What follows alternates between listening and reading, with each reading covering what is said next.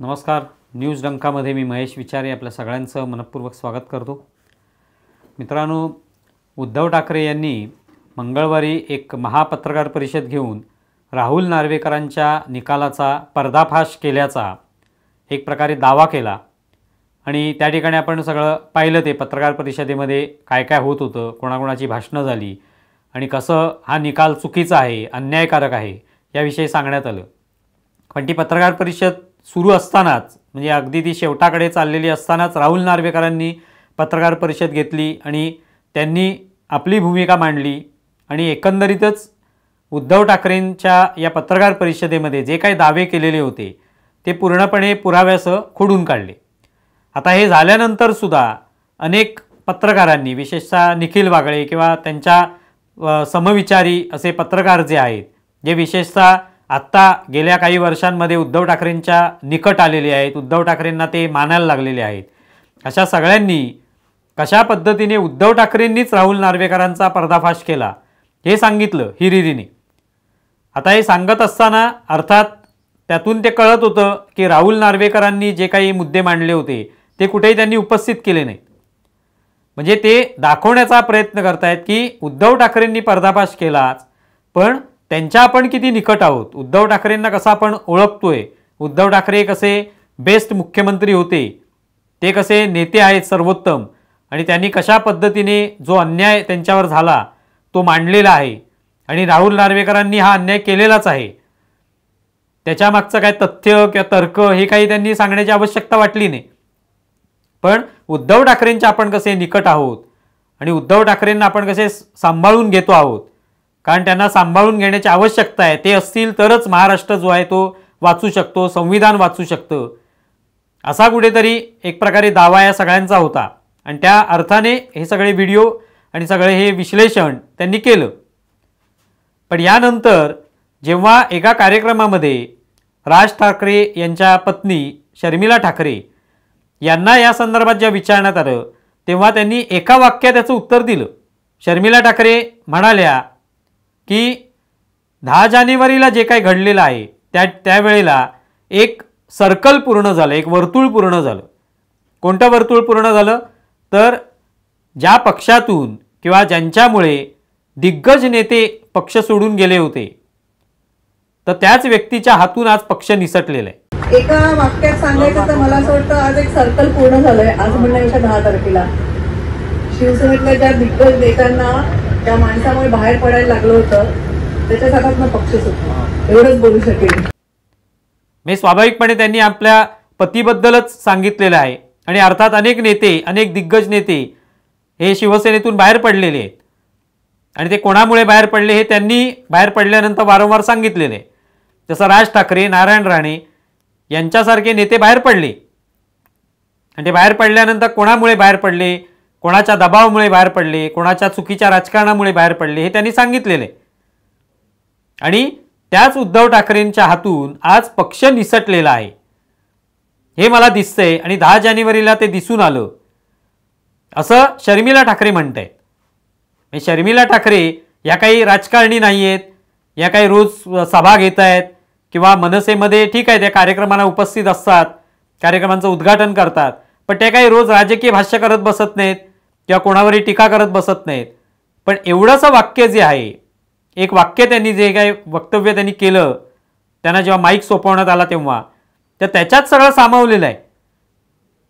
कारण शर्मिला ठाकरे या जास्त ठाकरे कुटुंबियांना, म्हणजे उद्धव ठाकरे कुटुंबियांना ओळखतात, त्यांना त्यांची माहिती जास्त आहे. त्यांचं राजकारण, अंतर्गत राजकारण, अंतर्गत सगळ्या ज्या काही घडामोडी आहेत, कौटुंबिक ज्या काही गोष्टी आहेत या त्यांना जास्त माहिती आहेत. त्यामुळे त्या अर्थाने त्यांनी हे वक्तव्य केलं की ज्यांच्यामुळे हे सगळे दिग्गज निघून गेले त्यांनाच आज पक्ष जो आहे तो त्यांच्या हातून निसटलेला आहे, त्यांच्याकडून तो सुटलेला आहे. पक्षाचं वाटोळं झालं एक प्रकारे. मग आज हे सगळे लोक जे उद्धव ठाकरेंनी कसा पर्दाफाश केला हे म्हणणारे आहेत, हे दाखवत आहेत की आपण किती उद्धव ठाकरेंच्या जवळ आहोत, आपण कसं उद्धव ठाकरेंना ओळखतो आणि आज उद्धव ठाकरेंना आपण सावरणार आहोत, आपण आधार देणार आहोत असं ते सांगत असले तरी प्रत्यक्षात त्यांना आधार द्यायचा नाहीये, तर त्यांना उलट उद्धव ठाकरेंचा आधार हवा आहे. कारण एरवी ते बाकीच्या कुठल्याही भारतीय जनता पक्षाच्या मोठ्या नेत्यांच्या सोबत किंवा त्यांच्या मांडीला मांडी लावून बसणार नाहीत आणि त्यांना बसवलंही जाणार नाही.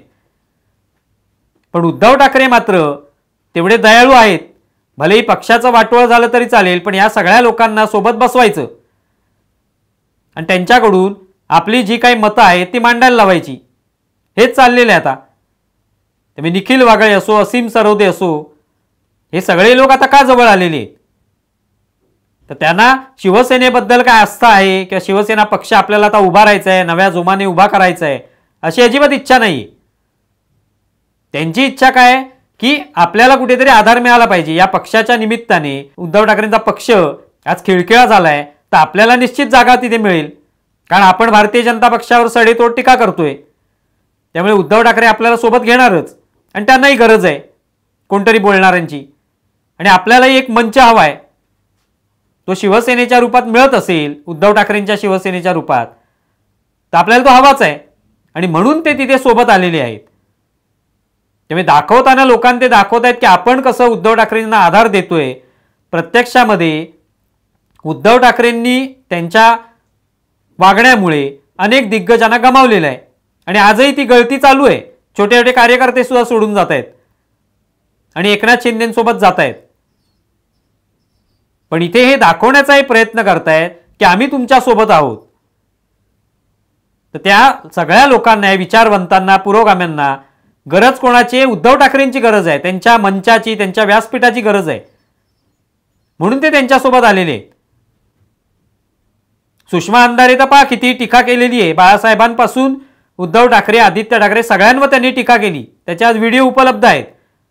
पण काय फरक पडला का? उद्धव ठाकरेंनी त्यांना आपल्यासोबत घेतलं, उपनेते केलं. आता तर उद्धव ठाकरेंच्या पक्षाची बाजू त्या हिरिरीने मांडताना दिसतात. त्यामुळे दिग्गज गेले तरी चालतील, पण हे सगळे लोक सोबत आलेले आहेत. त्यामुळे शर्मिला ठाकरे यांनी केलेलं विधान अगदी योग्य आहे. हे सगळे दिग्गज लोक गेले तुमच्या वागण्यामुळे आणि त्यातून पक्षाची अवस्था झाली. पक्षच तुमच्या हातून निसटलेला आहे. पण हे सगळे लोक जे आहेत ते दाखवण्याचा प्रयत्न करतायत की पक्ष कसा आम्ही खंबीरपणे उभा करणार आहोत. तर उद्धव ठाकरेंनाही कधी कळणार आहे माहिती नाही की आपल्या पक्षाची काय अवस्था झालेली आहे आणि कशामुळे झालेली आहे.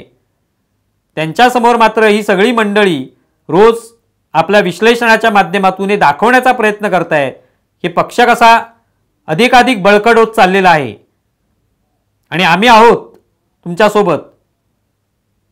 तुम्ही तुमच्या मनात जे काही विचार आहेत भारतीय जनता पक्षाच्या विरोधात ते आम्ही मांडू. तुम्ही मांडण्याची अजिबात गरज नाही.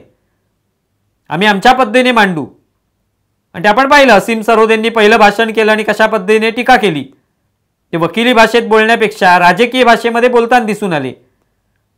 आणि नंतर मग जे काही व्हिडिओ बनले, अनेकांनी विश्लेषणं केली, ज्यांना उद्धव ठाकरेंनी केलेला पर्दाफाश वाटला, त्यांनी हे दाखवून दिलं की आम्ही तुमच्यासोबत आहोत. आणि याच सगळ्या कारणांमुळे आज उद्धव ठाकरेंची साथ सोडून लोक निघून गेलेले आहेत. पण ते काय उद्धव ठाकरेंना कळत नाहीये आणि हे लोक मात्र त्या संधीचा फायदा उठवत आहेत. शर्मिला ठाकरेंनी हे नेमकं दाखवून दिलेलं आहे की 10 जानेवारीला जे घडलं, जो काही निकाल लागला, त्यातून उद्धव ठाकरेंच्या पक्षांचा पुरता निकाल लागला. हे त्यांनी आपल्या एका वाक्यातून हे सांगितलेलं आहे. आणि त्या राजकारणी नसतानाही त्यांनी बरोबर ती नस पकडली. जसा राज ठाकरे एखाद्या मुद्द्यावर बरोबर अचूक असं एखादं विधान करतात, व्यंगचित्र जशा पद्धतीने ते काढतात, तशा पद्धतीने त्यातून एका वाक्यातून फारसं काही फापट पसारा न मांडता एका वाक्यातून ते काही गोष्टी बोलत असतात. तसंच शर्मिला ठाकरे यांनी सुद्धा एका वाक्यातून हे सगळं सांगितलं. पण आता ते कोणाला समजलंय आणि त्यातून खरोखर ते बोध घेतील का हे माहिती नाही. घेण्याची शक्यता कमीच आहे. तुम्हाला या संदर्भात काय वाटतं हे जरूर कळवा. आमचा व्हिडिओ जास्तीत जास्त लाईक करा, शेअर करा आणि आमचं यूट्यूब चॅनल सबस्क्राईब करा. धन्यवाद. आमचा व्हिडिओ जास्तीत जास्त लाईक करा, शेअर करा आणि आमचं यूट्यूब चॅनल सबस्क्राईब करा. धन्यवाद.